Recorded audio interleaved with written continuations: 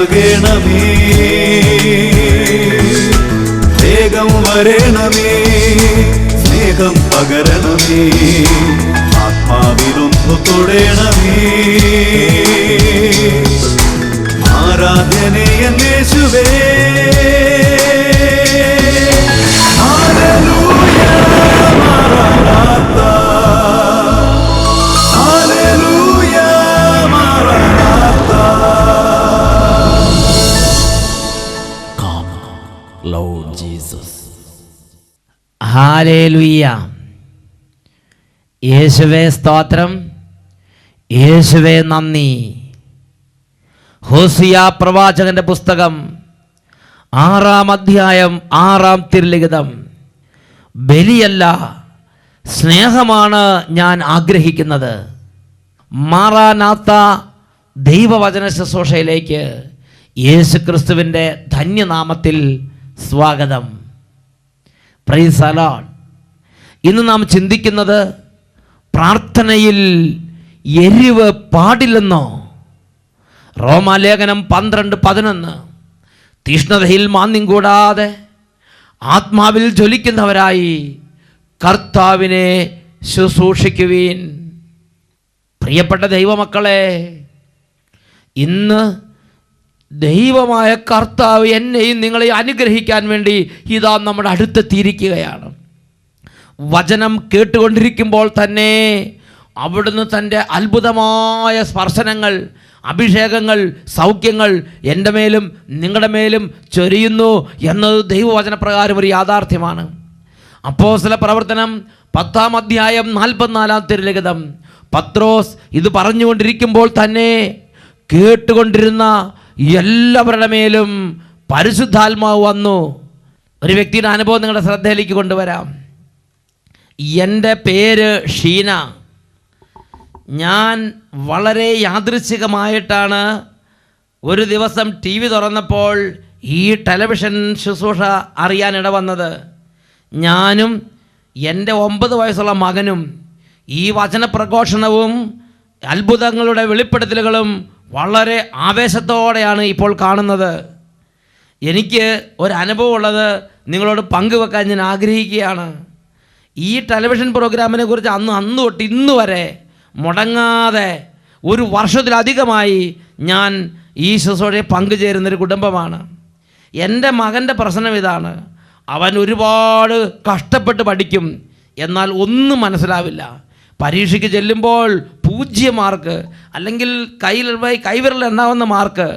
അങ്ങനെ 4-ാം ക്ലാസ്സിൽ വെച്ച് അവനെ സ്കൂളിൽ നിന്ന് പറഞ്ഞയക്കും എന്ന സ്ഥിതി വരെ എത്തി. ഞങ്ങളുടെ കുടുംബം ആകെ നാണക്കേടിലായി, വലിയ വിഷമത്തിലായി.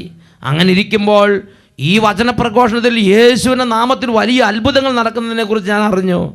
എൻ്റെ മകനെ TV-യുടെ വചനപ്രഘോഷണത്തിന് മുമ്പിൽ, TV-ക്ക് മുമ്പിൽ ഞങ്ങൾ ഒരുമിച്ച് കൊണ്ടുവന്ന് ഞങ്ങൾ പ്രാർത്ഥിക്കാൻ തുടങ്ങി. എൻ്റെ മകൻ്റെ ബുദ്ധി തെളിയട്ടെ, ഓരോ വചനപ്രഘോഷണം നടക്കുമ്പോഴും ആ വചനത്തിൻ്റെ ശക്തിയാൽ മകൻ്റെ ബുദ്ധി തെളിയട്ടെ എന്ന് പ്രാർത്ഥിക്കാൻ തുടങ്ങി. 8 ആഴ്ച പ്രാർത്ഥിച്ചു. അതിൻ്റെ പരിണത ഫലമായി എൻ്റെ മകൻ്റെ ബുദ്ധി തെളിഞ്ഞു. അവനിപ്പോൾ കുറച്ച് പഠിച്ചാൽ തന്നെ നല്ല റിസൾട്ടോടെ പരീക്ഷയിൽ പാസ്സാകാൻ തക്കവണ്ണം അവൻ്റെ ജീവിതം വ്യത്യാസപ്പെട്ടു. അവൻ 4-ാം ക്ലാസ്സിലെ പരീക്ഷയുടെ അവസാനത്തെ റൗണ്ട് പരീക്ഷയിൽ 90% മാർക്കോടെ വിജയകരമായി 5-ാം ക്ലാസ്സിലേക്ക് പ്രവേശിച്ചു. ഹല്ലേലൂയ. പ്രിയപ്പെട്ട സഹോദരൻ നോക്കുക, തോറ്റ് അങ്ങേയറ്റം തോറ്റ് 2 മാർക്ക് 3 മാർക്ക് അങ്ങനെ എത്തിയിരുന്ന കുട്ടി. എന്നാൽ ടെലിവിഷൻ്റെ സമയത്ത് ഈ വചനങ്ങൾ പ്രഘോഷിക്കപ്പെട്ടുകൊണ്ടിരുന്നപ്പോൾ ആ ചേട്ടത്തിയും ആ കുട്ടിയും ആ കുടുംബവും ടെലിവിഷന് മുമ്പിലിരുന്ന് ഈ വചനങ്ങളെ സ്വീകരിച്ചിട്ട് സർവശക്തമായ വചനത്തിൻ്റെ മുമ്പിലിരുന്ന് യേശുവിനെ വിളിച്ചു. ആ കുട്ടിയുടെ മേൽ പരിശുദ്ധാത്മാവ് വ്യാപരിച്ചു. കുട്ടിയുടെ ബുദ്ധി തെളിഞ്ഞു, ബുദ്ധിയുടെ മേലെ കെട്ടുകൾ അഴിഞ്ഞു. 90%, 100-ൽ മാർക്ക് വാങ്ങി. 90% മാർക്കോടെ ആ കുട്ടി ആ ക്ലാസ്സിൽ ആ വർഷം പാസ്സായി അടുത്ത ക്ലാസ്സിലേക്ക് നല്ല ഗണത്തിലേക്ക് ചേരാൻ തക്കവണ്ണം ദൈവം ആ കുട്ടിയെ ഉയർത്തി. ഹല്ലേലൂയ. ഈ നിമിഷങ്ങളിൽ നമുക്ക് എഴുന്നേറ്റ് നിൽക്കാം, രണ്ട് കരങ്ങളും തുറന്നു പിടിക്കാം. നമ്മുടെ ബുദ്ധിയുടെ മേൽ അന്ധകാരം വിട്ടുപോകട്ടെ, ചിന്താമണ്ഡലത്തിൽ അന്ധകാരങ്ങൾ വിട്ടുപോകട്ടെ, കാഴ്ചപ്പാടിൽ അന്ധകാരങ്ങൾ വിട്ടുപോകട്ടെ. കുരുട് പിടിച്ച ബുദ്ധിയുടെ മേൽ ദൈവശക്തി വ്യാപരിക്കട്ടെ, തെളിഞ്ഞ ബുദ്ധി ലഭിക്കട്ടെ. ഓ ദൈവമേ, ജോവേൽ പ്രവാചകൻ വഴി വാഗ്ദാനം ചെയ്തതുപോലെ പരിശുദ്ധാത്മാവിനൊരു കുത്തിയൊഴുക്ക്, പരിശുദ്ധാത്മാവിന് അത്ഭുത പ്രവാഹം ഇപ്പോൾ നൽകണമേ. കരങ്ങൾ ഉയർത്തി വലിയ ആഗ്രഹത്തോടെ എല്ലാവരും പ്രാർത്ഥിക്കുന്നു. ഹല്ലേലൂയ, ഹല്ലേലൂയ, ഹല്ലേലൂയ. ദൈവമേ വാഗ്ദാനം പരിശുദ്ധാത്മാവേ, വർഷിക്കണമേ. ദൈവമേ വാഗ്ദാനം ആത്മാവേ വർഷിക്കണമേ. കർത്താവ ദൈവമേ, കുടുംബങ്ങളിലേക്ക് വർഷിക്കണമേ, വർഷിക്കണമേ. ഹല്ലേലൂയ, ഹല്ലേലൂയ, ഹല്ലേലൂയ. സ്തോത്രമേ. ഹല്ലേലൂയ, ഹല്ലേലൂയ, ഹല്ലേലൂയ. സ്തോത്രമേ. ഓ ദൈവമേ, ഇതാ അങ്ങയുടെ സന്നിധിയിൽ അങ്ങയുടെ ദാസീദാസന്മാർ നിലവിളിക്കുകയാണ് കർത്താവേ. ബാലികാ ബാലന്മാരുണ്ട്, യുവതി യുവാക്കന്മാരുണ്ട്, രോഗികളുണ്ട്, തകർന്നവരുണ്ട്, പ്രാർത്ഥിക്കാൻ പറ്റാത്തവരുണ്ട്, വിശ്വാസം മങ്ങിപ്പോയവരുണ്ട്. ദൈവമേ, വൃദ്ധന്മാരും ഒരു വലിയ പറ്റം ജനമാണ് കർത്താവേ. ഈ ജനതയുടെ മേൽ അവിടുന്ന് ആത്മാവിനെ വർഷിക്കണമേ. നവസ്വപ്നവും യുവജന നിരയിൽ ദർശനവും, വൃദ്ധന്മാരിൽ നവസ്വപ്നവും യുവജന നിരയിൽ ദർശനവും, അടയാളങ്ങളും അത്ഭുതവും, സകലരിലും നവജീവിതവും സംഭവിക്കട്ടെ കർത്താവേ. അരുളിയപ്പോ ആത്മാവിനെ വർഷിക്കണമേ. കരങ്ങൾ ഉയർത്തി ദൈവമേ വാഗ്ദാനം വലിയ വിശ്വാസത്തോടെ ആത്മാവിനെ വർഷിക്കണമേ. വലിയ ദാഹത്തോടെ ദൈവമേ വാഗ്ദാനം പരിശുദ്ധാത്മാവേ, ആത്മാവിനെ പരിശുദ്ധാത്മാവേ, പരിശുദ്ധാത്മാവേ, നിറയണമേ, നിറയണമേ, നിറയണമേ. സ്തോത്രമേ. ഹല്ലേലൂയ, ഹല്ലേലൂയ, ഹല്ലേലൂയ, ഹല്ലേലൂയ, ഹല്ലേലൂയ, ഹല്ലേലൂയ. സ്തോത്രമേ. നിറയണമേ, നിറയണമേ. ഹല്ലേലൂയ. സ്തോത്രമേ.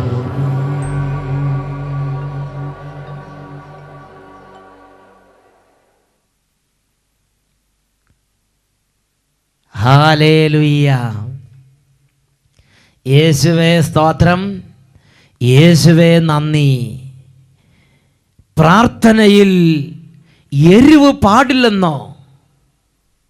ഇത് ഈ കാലഘട്ടത്തിൽ ഞാനും നിങ്ങളും അറിയേണ്ട ഒരു ആത്മീയ രഹസ്യമാണ്. ഈ കാര്യത്തെക്കുറിച്ച് ചിന്തിക്കാൻ എന്നെ പ്രേരിപ്പിച്ചൊരു സംഭവം നിങ്ങളോട് പങ്കുവെക്കാൻ ഞാൻ ആഗ്രഹിക്കുന്നു.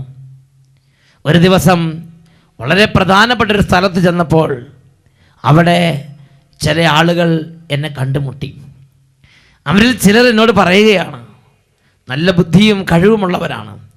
ഇവരെന്നോട് സംസാരിക്കുകയാണ്, എനിക്ക് ഈ ധ്യാന കേന്ദ്രമൊന്നും ഇഷ്ടമല്ല, അവിടെ മൊത്തം വികാരമാണ്,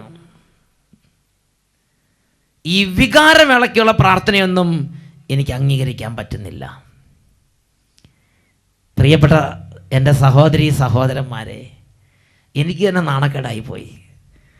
ഞാൻ ചിന്തിച്ച്, ഈ ധ്യാനകേന്ദ്രത്തിൽ മൊത്തം വികാരമാണെന്നാണല്ലോ ഇവർ പറയണത്. വികാരമിളക്കിയുള്ള പ്രാർത്ഥന അത് ഏതാണ്? അങ്ങനെ ഉണ്ടെങ്കിൽ അതൊരു മഹാമോശമാണല്ലോ. ഞാൻ ചിന്തിച്ച് ഞാൻ എന്തായാലും തിരിച്ച് ധ്യാനകേന്ദ്രത്തിൽ വന്നു. ഞാനിരുന്ന് ആലോചിച്ച് നോക്കി, ഈ വികാരം ഇളക്കിയുള്ള പ്രാർത്ഥന എവിടെയാണ് സംഭവിക്കുന്നത്, എവിടെയാണ് ഈ വികാരം എല്ലാം കൂടി നിറഞ്ഞു നിൽക്കുന്നത്. അപ്പോൾ എനിക്ക് മനസ്സിലായി, ദൈവസ്തുതിപ്പിനെ പുച്ഛിച്ചുകൊണ്ടുള്ള ഒരു അഭിപ്രായമാണ് ആ ബുദ്ധിമാന്മാർ രേഖപ്പെടുത്തിയതെന്ന് എനിക്ക് മനസ്സിലായി. ഈ വിഷയം ദൈവസന്നിധിയിൽ സമർപ്പിച്ച് ഞാൻ പ്രാർത്ഥിച്ചു. ദൈവമേ, അങ്ങയുടെ എളിയ മക്കൾ അങ്ങയുടെ സന്നിധിയിൽ വന്ന് ഹൃദയം പൊട്ടി നിലവിളിച്ച് പ്രാർത്ഥിക്കുന്നത് തെറ്റാണോ? ആ ദിവസങ്ങളിൽ ദൈവം വെളിപ്പെടുത്തുന്ന വെളിപ്പെടുത്തലുകളാണ് ഇന്ന് ഞാൻ നിങ്ങളുമായി പങ്കുവെക്കുന്നത്. വിശുദ്ധ ലിഖിതത്തിൽ പ്രഭാഷകന്റെ പുസ്തകത്തിൽ 15-ാം അധ്യായം അതിൽ 9-ഉം 10-ഉം തിരുലിഖിതങ്ങൾ, സ്തോത്രഗീതം പാപിക്കിണങ്ങുന്നില്ല, അവൻ കർത്താവിൽ നിന്നുള്ള പ്രചോദനം ഉൾക്കൊള്ളുന്നില്ല. ജ്ഞാനത്തിൻ്റെ ബഹിർസ്ഫുരണമാണ് സ്തോത്രഗീതം, കർത്താവാണ് അതിനെ പ്രചോദിപ്പിക്കുന്നത്. പ്രഭാഷകന്റെ പുസ്തകം 15-ാം അധ്യായം 10-ാം വാക്യം പഠിപ്പിക്കുകയാണ്, ജ്ഞാനത്തിൻ്റെ ബഹിർസ്ഫുരണമാണ് സ്തോത്രഗീതം, കർത്താവാണ് അത് പ്രചോദിപ്പിക്കുന്നത്. ഒരു വ്യക്തി ദൈവമായ കർത്താവിൻ്റെ സന്നിധിയിൽ വന്ന് ഹൃദയം പൊട്ടി അപ്പാ എന്ന് വിളിക്കുന്നത്, ഹൃദയം പൊട്ടി യേശുവിനെ നോക്കി യേശു രാജാവേ എന്ന് വിളിക്കുന്നത്, ഹൃദയം പൊട്ടി ദൈവസന്നിധിയിൽ വന്ന് 2 കരങ്ങൾ ഉയർത്തി വലിയ സ്വരത്തിൽ ഹല്ലേലൂയ ഹല്ലേലൂയ എന്ന് പറഞ്ഞ് സ്തുതിക്കുന്നത്, ഇങ്ങനെ യേശുവിനെ വിളിക്കുന്നത്, പരിശുദ്ധാത്മാവിനെ വിളിക്കുന്നത്, ത്രിയേക ദൈവത്തെ വിളിക്കുന്നത്, സ്തുതിക്കുന്നത്, ആരാധിക്കുന്നത്, പാട്ട് പാടുന്നത്, അത് വികാരം ഉൾക്കൊണ്ടുകൊണ്ടുള്ളൊരു പ്രാർത്ഥന തന്നെയാണ്. അത് ദൈവമായ കർത്താവാണ് അതിനെ പ്രചോദിപ്പിക്കുന്നത് എന്ന് വിശുദ്ധ ലിഖിതം പഠിപ്പിക്കുകയാണ്. മാത്രമല്ല, ആ ദിവസങ്ങളിൽ കർത്താവ് അനുഗ്രഹീതനായ ഒരു ദൈവശാസ്ത്രജ്ഞനിലൂടെ വെളിപ്പെടുത്തി തന്ന മറ്റൊരു രഹസ്യം കൂടിയുണ്ട്. അതിങ്ങനെയാണ്, വികാരം വറ്റിപ്പോയവർക്ക് പ്രാർത്ഥിക്കാൻ പറ്റിയ ഒരു പ്രാർത്ഥനയല്ല ദൈവസ്തുതിപ്പ്. ദൈവസ്തുതിപ്പ് എന്ന് പറയുന്നത് മനുഷ്യൻ്റെ ഹൃദയത്തിലെ മനോജ്ഞങ്ങളായ മാനുഷിക വികാരങ്ങളുടെ ബഹിർസ്ഫുരണമാണ്. ദൈവസ്തുതിപ്പ്, ദൈവത്തോടുള്ള പ്രാർത്ഥന, ദൈവസന്നിധിയിൽ ഒരു വ്യക്തി ചെല്ലുമ്പോൾ ഹൃദയത്തിൻ്റെ ഉള്ളിൽ കിടക്കുന്ന മനോജ്ഞങ്ങളായ മാനുഷിക വികാരങ്ങളുടെ ബഹിർസ്ഫുരണം ദൈവം ആഗ്രഹിക്കുന്നുണ്ട്. നമുക്ക് നല്ല നല്ല മനോജ്ഞങ്ങളായ മാനുഷിക വികാരങ്ങളുണ്ട്. അത്ഭുതം, സന്തോഷം, ജിജ്ഞാസ, സ്നേഹം, വാത്സല്യം, ഇങ്ങനെ ഒരുപാട് മനോജ്ഞങ്ങളായ മാനുഷിക ഭാവങ്ങളുണ്ട്. ദൈവത്തിന് നന്മ ഓർക്കുമ്പോൾ, ദൈവത്തിൻ്റെ ഇടപെടൽ ഓർക്കുമ്പോൾ, ദൈവത്തിൻ്റെ സ്നേഹം ഓർക്കുമ്പോൾ ഹൃദയത്തിൻ്റെ ഉള്ളിൽ നിന്ന് വരുന്ന മനോജ്ഞങ്ങളായ മാനുഷിക ഭാവങ്ങളുടെ ഒരു ബഹിർസ്ഫുരണമാണ് ദൈവാരാധന, ദൈവസ്തുതിപ്പ്, ദൈവത്തോടുള്ള ഹൃദയം ലയിച്ചുള്ള പ്രാർത്ഥന. അവിടെ കണ്ണുനീരുണ്ട്, അവിടെ സന്തോഷമുണ്ട്, അവിടെ നിലവിളിയുണ്ട്, അവിടെ എല്ലാ മാനുഷിക ഭാവങ്ങളും ലയിച്ച് നിറഞ്ഞു നിൽക്കുകയാണ്. വിശുദ്ധ ലിഖിതത്തിൽ ജെറമിയ പ്രവാചകന്റെ പുസ്തകം 3-ാം അധ്യായം 19-ഉം 20-ഉം തിരുലിഖിതങ്ങൾ വചനം പഠിപ്പിക്കുകയാണ്, എൻ്റെ മക്കളോട് കൂടെ നിന്നെ പാർപ്പിക്കുന്നതിനും സകല ജനതകളിലും വെച്ച് ഏറ്റവും ഛേദോഹരമായ അവകാശം നിനക്ക് നൽകുന്നതിനും ഞാൻ എത്രയേറെ ആഗ്രഹിച്ചു. നീ എന്നെ പിതാവേ എന്ന് വിളിക്കുമെന്നും നീ എന്നെ ഒരിക്കലും ഉപേക്ഷിക്കില്ലെന്നും ഞാൻ പ്രതീക്ഷിച്ചു. നോക്കുക, സർവശക്തനായ ദൈവത്തിൻ്റെ ഹൃദയം തൻ്റെ മക്കളായ നമ്മുടെ ഓരോരുത്തരും ഹൃദയത്തോട് സംവദിക്കുകയാണ്. ഹൃദയത്തോട് സംസാരിക്കുകയാണ്. എന്താ ഹൃദയത്തിൻ്റെ ഭാഷ? എന്താ ഹൃദയത്തിൻ്റെ ആഗ്രഹം? നീ എന്നെ പിതാവേ എന്ന് വിളിക്കുമെന്ന് ഞാൻ ഒരുപാട് പ്രതീക്ഷിച്ച്. ഈ വലിയ ദൈവം, സർവശക്തനായ ദൈവം, അഖിലാണ്ടങ്ങളുടെ സൃഷ്ടാവ്, ഒരു മനുഷ്യരിൽ നിന്ന് ആഗ്രഹിക്കുന്ന കാര്യം എന്താണെന്ന് ശ്രദ്ധിച്ചു നോക്കുക. ഒരു കുഞ്ഞ്, ഒരു മനുഷ്യൻ, ഒരു പൈതൽ ദൈവസന്നിധിക്ക് എന്നിട്ട് അപ്പാ, പിതാവേ, ആബാ ഇങ്ങനെ ഹൃദയം നുറുങ്ങി വിളിക്കുന്നതിൽ ദൈവത്തിന് സന്തോഷമുണ്ട്. Price the Lord, hallelujah. വികാരങ്ങൾ ചേർന്ന പ്രാർത്ഥന ദൈവം അംഗീകരിക്കുന്നുണ്ട്. വീണ്ടും ഹോസിയ പ്രവാചന പുസ്തകത്തിൽ 2-ാം അധ്യായം 16-ാം തിരുലിഖിതം, അവിടെ തിരുലിഖിതങ്ങളിൽ ദൈവം വെളിപ്പെടുത്തുകയാണ്, കർത്താവ് അരുളി ചെയ്യുന്നു, അന്ന് നീ എന്നെ പ്രിയതമൻ എന്ന് വിളിക്കും. നോക്കുക, ഒരു ദൈവ പൈതൽ കർത്താവിൻ്റെ സന്നിധി ചെന്നിട്ട് ദൈവത്തെ നോക്കി പ്രിയതമാ ഇങ്ങനെ വിളിക്കണം ദൈവം ആഗ്രഹിക്കുകയാണ്. എന്താ ഈ പ്രിയതമാ എന്നുള്ള വിളി? ആരാ പ്രിയതമാന്ന് വിളിക്കണത്? 90 വയസ്സായി പല്ല് കൊഴിഞ്ഞ് ആ മുഖം എല്ലാം കൂടെ ചുക്കിച്ചുളിഞ്ഞ് സോഡാ കുപ്പിയുടെ കവിള് പോയാൽ ഈ അമ്മൂമ്മ അപ്പൂപ്പനെ കയറി വിളിക്കണ വാക്കാണോ പ്രിയതമാന്ന്? വൈകാരിക ഊഷ്മളത നിറഞ്ഞു നിൽക്കുന്ന കാലത്ത് ഒരു കാമുകി കാമുകനെ കാണുമ്പോൾ വിളിക്കുന്ന അതേ വാക്ക് ദൈവം എടുത്തിട്ട് ദൈവം പറയുകയാണ്, ഒരാത്മാവ് ദൈവത്തോട് സംവദിക്കുമ്പോൾ, ഒരാത്മാവ് ദൈവത്തോട് ഇടപെടുമ്പോൾ, ഒരു മനുഷ്യാത്മാവും ദൈവവും തമ്മിലുള്ള ഇടപെടലുകളിൽ ഒരു കാമുകനും കാമുകിയും തമ്മിൽ എന്നപോലെ വൈകാരിക ഊഷ്മളത നിറഞ്ഞു നിൽക്കുന്ന ഒരു ബന്ധം ദൈവം പ്രതീക്ഷിക്കുന്നു എന്ന് ദൈവം വെളിപ്പെടുത്തുകയാണ്. ഉത്തമഗീതത്തിൻ്റെ പുസ്തകം 2-ാം അധ്യായം 14-ാം തിരുലിഖിതം വചനം ഒരു മനുഷ്യൻ്റെ അടുത്ത് ദൈവം വരുമ്പോൾ എങ്ങനെ ദൈവം മനുഷ്യാത്മാവിനെ അഭിസംബോധന ചെയ്യുന്നെന്ന് രേഖപ്പെടുത്തുകയാണ്. പാപത്തിൽ തകർന്ന് ദൈവത്തിൽ നകന്ന് പാപത്തിൻ്റെ അന്ധകാരത്തിൽ നശിച്ചുകൊണ്ടിരിക്കുന്ന ആത്മാവിൻ്റെ അടുത്ത് ദൈവം അടുത്ത് വന്ന് വിളിക്കുമ്പോൾ ആ ആത്മാവിനെ ദ്രോഹി, മഹാപാപി, ഇങ്ങനെയൊന്നും അല്ല ദൈവം വിളിക്കുന്നതായി ബൈബിൾ രേഖപ്പെടുത്തുന്നത്. ഉത്തമഗീതത്തിൻ്റെ പുസ്തകം 2:14 പഠിപ്പിക്കുകയാണ്, എൻ്റെ മാടപ്രാവേ, എൻ്റെ ഓമനേ, എൻ്റെ സുന്ദരി, നീ ഒന്ന് ഇറങ്ങി വരിക, നിന്റെ മുഖം ഞാനൊന്ന് കാണട്ടെ, നിന്റെ സ്വരം ഞാനൊന്ന് കേൾക്കട്ടെ. നിന്റെ സ്വരം മധുരമാണ്, നിന്റെ മുഖം മനോഹരമാണ്. നോക്കുക, ഒരു മനുഷ്യാത്മാവിനോട്, പ്രത്യേകിച്ച് പാപം വഴി ദൈവത്തിന് അകന്നുപോയി തകർന്നൊരാത്മാവിനോട് സർവശക്തനായ ദൈവത്തിൻ്റെ ഇടപെടൽ ഏറ്റവും ഊഷ്മളമുള്ള വാക്കുകൾ കൊണ്ട് വിളിക്കുകയാണ്, എൻ്റെ മാടപ്രാവേ, എൻ്റെ ഓമനേ. ഇതുപോലെ മൃദുലമായ വാക്കുകൾ കൊണ്ടാണ് ദൈവം, മഹാശക്തനായ സർവശക്തനായ ദൈവം ഒരു മനുഷ്യാത്മാവിനോട് ഇടപെടുന്നത്. Hallelujah, hallelujah.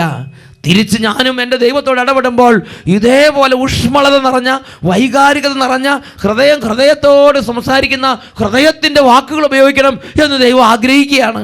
അതുകൊണ്ടാണ് ഹോസിയ പ്രവാചകന്റെ പുസ്തകത്തിൽ 6-ാം അധ്യായത്തിൽ 6-ാമത്തെ വാക്യം നമ്മൾ വായിക്കുന്നത്. വചനം പഠിപ്പിക്കുകയാണ്, ബലിയല്ല സ്നേഹമാണ് ഞാൻ ആഗ്രഹിക്കുന്നത്. ഹോസിയ 6:6 അസന്നിഗ്ധമായി പ്രഖ്യാപിക്കുകയാണ്, ബലിയല്ല സ്നേഹമാണ് ഞാൻ ആഗ്രഹിക്കുന്നത്. എന്തെങ്കിലും എപ്പോഴെങ്കിലും കയറിയിരുന്ന് പെറു എന്ന് പറഞ്ഞ് എന്തെങ്കിലും കുറച്ച് കാണാതെ പഠിക്കുന്ന പ്രാർത്ഥന അങ്ങനെ ഉരുവിട്ട് തീർക്കുന്നു എന്നതുകൊണ്ട് ആത്മീയതെല്ലാം ആയി എന്ന് വിചാരിക്കരുത്. ഒരു മനുഷ്യാത്മാവ് ദൈവത്തോട് അടുത്ത് ചെന്ന് സംസാരിക്കണം. ഒരു പുത്രൻ പിതാവിനോടെന്ന പോലെ, ഒരു കൊച്ച് അമ്മയോടെന്നതുപോലെ, ഒരു കാമുകി കാമുകനോടെന്നതുപോലെ. എൻ്റെ പ്രിയപ്പെട്ട സഹോദരങ്ങളെ, ഈ ലോകത്തിൽ ഏറ്റവും മാനുഷിക വികാരങ്ങൾ ഏറ്റവും മനോജ്ഞമായ വിധത്തിൽ ഏറ്റവും വൈകാരികമായ തീവ്രത നിൽക്കുന്ന ബന്ധങ്ങൾ നിങ്ങൾക്ക് ഏതൊക്കെ ഓർക്കാമോ അതുപോലെ ഓർക്കൊരു ഭാര്യ ഭർത്താവിനോടെന്ന പോലെ ദൈവത്തിൻ്റെ അരികിൽ ചെന്നിട്ട് ഹൃദയത്തിൻ്റെ എല്ലാ വേദനകളും ഹൃദയത്തിൽ തലം കെട്ടിയ എല്ലാ കാര്യങ്ങളും ദൈവസന്നിധിയിൽ കോരിച്ചൊരിയണം എന്ന് ഈ വിശുദ്ധ ലിഖിതം എന്നെയും നിങ്ങളെയും പഠിപ്പിക്കുന്നുണ്ട്. അതുകൊണ്ട് വൈകാരികത നിറഞ്ഞു നിൽക്കുന്നൊരു പ്രാർത്ഥന, സ്നേഹം ലയിച്ച് സ്നേഹം നിറഞ്ഞു തോൽപ്പി നിൽക്കുന്നൊരു പ്രാർത്ഥന, അത് മോശമായൊരു പ്രാർത്ഥനയാണ് എന്ന ധാരണ എനിക്കും നിങ്ങൾക്കും ഉണ്ടെങ്കിൽ ദൈവവചന വിപരീതമായൊരു ധാരണയാണ് എന്ന് വിശുദ്ധ ലിഖിതങ്ങളുടെ ദൈവാത്മാവ് വെളിപ്പെടുത്തി തരികയാണ്. ഈ നിമിഷങ്ങളിൽ നമുക്കെല്ലാവർക്കും എഴുന്നേറ്റ് നിൽക്കാം. പ്രിയപ്പെട്ട ദൈവമക്കളെ, മുഴുവൻ ഹൃദയത്തോടും മുഴുവൻ ആത്മാവോടും മുഴുവൻ ശക്തിയോടും കൂടെ നീ ദൈവമായ കർത്താവിനെ ആരാധിക്കണം. ഈ ഒരു ദൈവവചന ശിരസായി ഏറ്റുവാങ്ങി ഈ ജീവിതകാലത്ത് ഹൃദയം കൊണ്ട് ദൈവത്തെ ആരാധിക്കാനുള്ള ആഗ്രഹം കൊണ്ട് നിറയട്ടെ. കരങ്ങൾ ഉയർത്തി സ്തുതിക്കാം. ഹല്ലേലൂയ, ഹല്ലേലൂയ, ഹല്ലേലൂയ. ഓ ദൈവമേ, എൻ്റെ ഹൃദയം അതിന് മുഴുവൻ ആത്മാർത്ഥതയോടുകൂടെ മുഴുവൻ ശക്തിയോടുകൂടെ എൻ്റെ കർത്താവിനെ ഞാൻ ആരാധിക്കും ഞാൻ പൂർണ്ണ ഹൃദയമോടെ. തേടും നിൻ മുഖം ജീവകാലമെല്ലാം. സേവിച്ചിടും ഞാനൻ സർവ്വവുമേ. അടിയനിതാ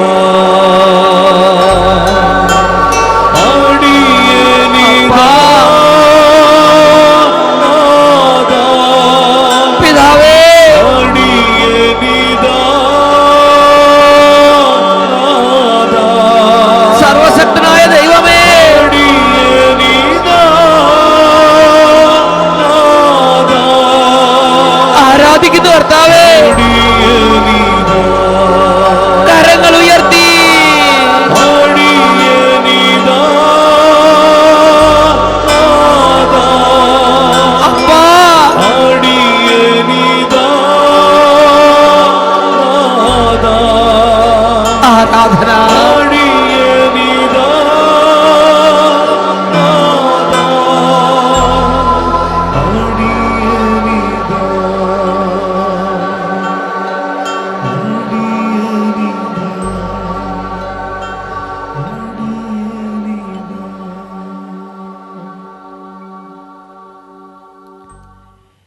സങ്കീർത്തന പുസ്തകത്തിൽ 35 അധ്യായം 27 വാക്യത്തിൽ വചനം പഠിപ്പിക്കുകയാണ്, എൻ്റെ നീതി സ്ഥാപിച്ചു കിട്ടാൻ ആഗ്രഹിക്കുന്നവർ ആനന്ദിച്ച് ആർപ്പ് വിളിക്കട്ടെ.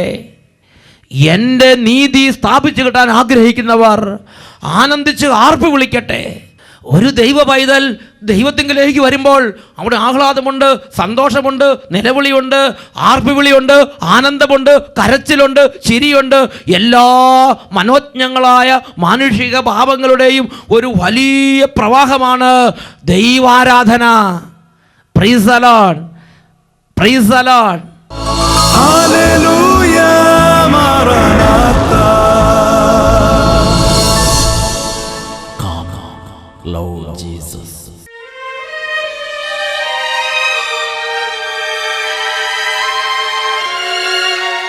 ഈ നിമിഷങ്ങളിൽ ഇതാ ഈ ശുശ്രൂഷയിൽ പങ്കുചേരുന്ന ഓരോ മകൻ്റെ മേലും കുടുംബങ്ങളുടെ മേലും അത്യുന്നതനായ ദൈവത്തിൻ്റെ ആത്മാവ് ഇറങ്ങി വ്യാപരിക്കുകയാണ്. മകനെ, മകളെ, ഹൃദയം നുറുങ്ങി ആത്മാവിനെ വിളിക്കുക. 2 കരങ്ങളും ദൈവമായ കർത്താവിൻ്റെ സന്നിധിയിലേക്ക് ഉയർത്തി പരിശുദ്ധാത്മാവിനെ എല്ലാവരും ചേർന്ന് ഉറക്കെ വിളിക്കുന്നു. പരിശുദ്ധാത്മാവേ, പരിശുദ്ധാത്മാവേ,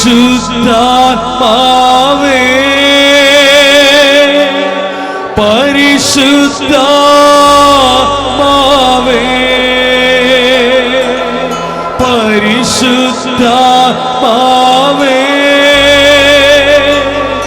പരിശുദ്ധാത്മാവേ,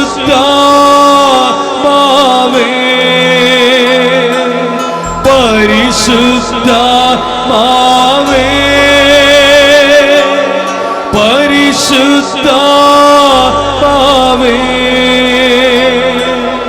വരിക വരിക ഞങ്ങളിൽ നീ, പരിശുദ്ധാത്മാവേ,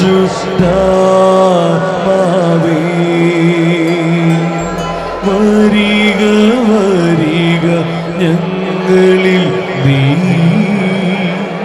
പരിശുദ്ധാത്മാവേ,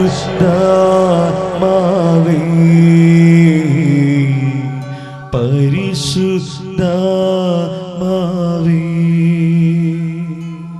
പരിശുദ്ധാത്മാവേ.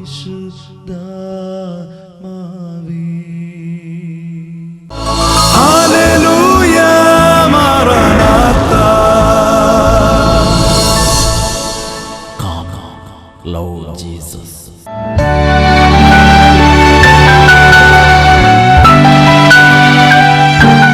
എൻ്റെ പേര് Kochurani. Little flower church Kaduvakulam, Kottayam ജില്ല, ചങ്ങനാശ്ശേരി രൂപതയിൽ നിന്ന് വരുന്നു. എനിക്ക് 8 വർഷമായിട്ട് സ്പോണ്ടിലോസിസിൻ്റെ രോഗമുണ്ട്. അത് കൂടുതലായിട്ട് വലത് കൈക്കും വലത് കാലിനും ബലക്കുറവ് വന്നു, മരവിപ്പ് വന്നു, പിന്നെ കാലിനും കൈക്കും നീര്, നടുവേദന, ഭയങ്കര പ്രശ്നമായിരുന്നു. പിന്നെ 2 ആയുർവേദ ട്രീറ്റ്മെൻറ്റ് ചെയ്തു. ആദ്യത്തെ ട്രീറ്റ്മെൻറ്റ് ചെയ്തിട്ടൊന്നും ഒരു കുറവുണ്ടായിരുന്നില്ല. പിന്നെയും ട്രീറ്റ്മെൻറ്റ് ചെയ്തു. പിന്നെ ഡോക്ടറിൻ്റെ പ്രത്യേക അഡ്വൈസ് ഉണ്ടായിരുന്നു, നീണ്ട യാത്ര ചെയ്യരുത്, പച്ചവെള്ളത്തിൽ കുളിക്കരുത്, തലവണ വെക്കരുത് എന്നൊക്കെ. പക്ഷെ ഞാൻ ഇവിടെ അട്ടപ്പാടി വരെ യാത്ര ചെയ്തു അട്ടപ്പാടിക്ക് പോകുന്നു. എനിക്കൊരു കുഴപ്പമുണ്ടായിരുന്നില്ല. ഞാൻ ഇവിടെ ധ്യാനത്തിന് ബുക്ക് ചെയ്തപ്പോൾ തൊട്ട് നന്നായിട്ട് പ്രാർത്ഥിക്കാൻ തുടങ്ങിയായിരുന്നു. പിന്നെ തിങ്കളാഴ്ച ആരാധനയുടെ സമയത്ത് എനിക്ക് തലയിൽ മഴത്തുള്ളി വീഴുന്ന അനുഭവം ഉണ്ടായി. അത് കഴിഞ്ഞ് കുറച്ച് കഴിഞ്ഞപ്പോഴത്തേക്കും അച്ഛനോട് അനൗൺസ് ചെയ്ത് സ്പോണ്ടിലോസിസ് എന്ന രോഗമുള്ള, കൈ പൊക്കാൻ പാടില്ലാത്ത, ഷോൾഡറിന് വേദനയുമുള്ള ഒരു മകളെ സുഖപ്പെടുത്തുന്നു എന്ന് പറഞ്ഞു. ആ നിമിഷം എൻ്റെ ഹൃദയത്തിലേക്ക് ഭയങ്കര ഒരു വൈബ്രേഷൻ അനുഭവപ്പെട്ടു. പിന്നീട് എനിക്ക് അന്ന് ഞാൻ പച്ചവെള്ളത്തിൽ കുളിച്ചു. പിന്നെ എനിക്ക് ചെരുപ്പില്ലാതെ നിലത്ത് ചവിട്ടാൻ പറ്റില്ലായിരുന്നു. ഇപ്പോൾ ഒരു കുഴപ്പമില്ല, നടുവിനും വേദനയില്ല, ഞാൻ കംപ്ലീറ്റ് സുഖം പ്രാപിച്ചു. എല്ലാ ടെസ്റ്റും ചെയ്ത് നോക്കി, നടന്ന് നോക്കി, തണുത്തോളം കുളിച്ച് നോക്കി, കൈ ഉയർത്തി നോക്കി. കൈ ഉയർത്താൻ ബുദ്ധിമുട്ടില്ലല്ലോ? കൈ ഉയർത്താൻ യാതൊരു ബുദ്ധിമുട്ട്, അത്ഭുതകരമായി സ്പർശിച്ചു. Price the Lord. ഇരുവാസങ്ങളിൽ ആണെങ്കിൽ കൈയടിച്ച് ദൈവത്തെ ആരാധിക്കാം. നന്മയൊന്നും മുടക്കുകയില്ല നേരായി നടപ്പവർക്ക്, നന്മയൊന്നും മുടക്കുകയില്ല നേരായി നടപ്പവർക്ക്.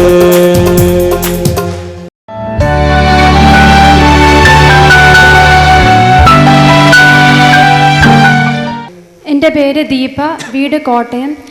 4ാം ക്ലാസ് തൊട്ട് എനിക്ക് കണ്ണ് ഷോർട്ട് സൈറ്റായിട്ട് കണ്ണാടി വയ്ക്കുന്നുണ്ട്. ചൊവ്വാഴ്ച പ്രാർത്ഥനയുടെ സമയത്ത് ഇങ്ങനെ വൈകുന്നേരം എൻ്റെ കണ്ണിൻ്റെ പോളയിൽ ഭയങ്കര ചൊറിച്ചിൽ. അപ്പോൾ ഞാൻ ഈ കണ്ണാടി ചൊറിയാൻ വേണ്ടി ഇങ്ങനെ ഊരിയിട്ട് ഇങ്ങനെ അൽഫോൻസായുടെ രൂപത്തിന് അവിടെ നോക്കിയപ്പം നേരത്തെ കഴിഞ്ഞ് ക്ലിയർ ആയിട്ട് കാണാൻ പറ്റുന്നുണ്ട് രൂപം.